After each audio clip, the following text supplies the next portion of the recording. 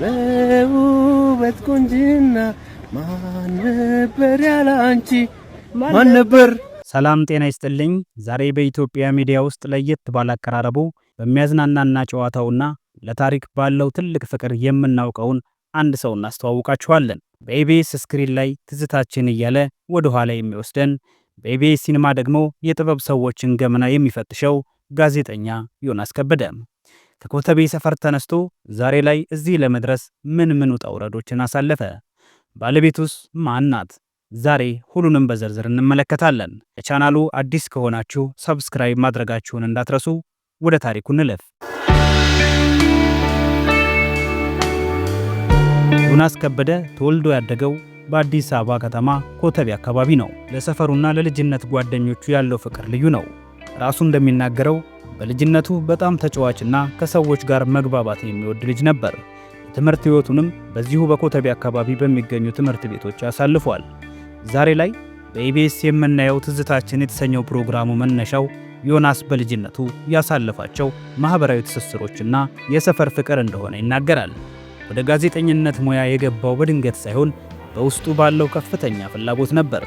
በኢትዮጵያ ሬዲዮና በተለያዩ የኤፍኤም ጣቢያዎች ላይ ለረጅም ዓመታት በድምፅ አቅራቢነትና በጋዜጠኝነት ሰርቷል። በተለይም በሸገር ኤፍኤም 102.1 ላይ የነበረው ቆይታ ለዛሬው ዝናው ትልቅ መሰረት ሆኖታል። ድምፁ የሚማርክና አነጋገሩ የሰዎችን ትኩረት የሚስብ በመሆኑ ብዙም ሳይቆይ ወደ ቴሌቪዥን ስክሪን ለመምጣት በቃ።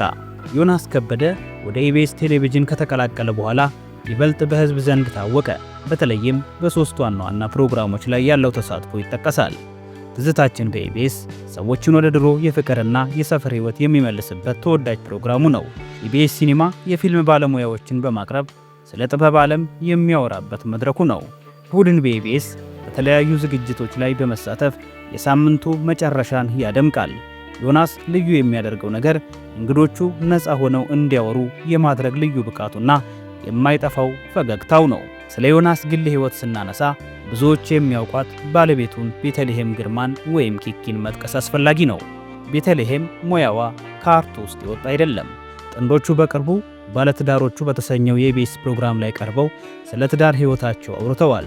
ዮናስ ለባለቤቱ ያለው አክብሮትና በመካከላቸው ያለው መግባባት ለብዙዎች አርአያ የሚሆን ነው። በአጠቃላይ ዮናስ ከበደ ከኮተቤ ሰፈር ተነስቶ ዛሬ ላይ የኢትዮጵያ ሚዲያ አንዱ አድማቂ መሆን የቻለ ታታሪ ጋዜጠኛ ነው። ለሱ ያላችሁ አመለካከት ምንድን ነው? በየትኛው ፕሮግራሙ ይበልጥ ትወዱታላችሁ? አስተያየታችሁን በኮመንት መስጫው ላይ አስፍሩልኝ። ቪዲዮውን ከወደዳችሁት ላይክ ማድረጋችሁንና ለሌሎች እንዲደርስ ሼር ማድረጋችሁን እንዳትረሱ። በቀጣይ የትኛው ታዋቂ ሰው ታሪክ እንዲሰራላችሁ ትፈልጋላችሁ? በሚቀጥለው ቪዲዮ እስከምንገናኝ ቸር ሰንብቱ።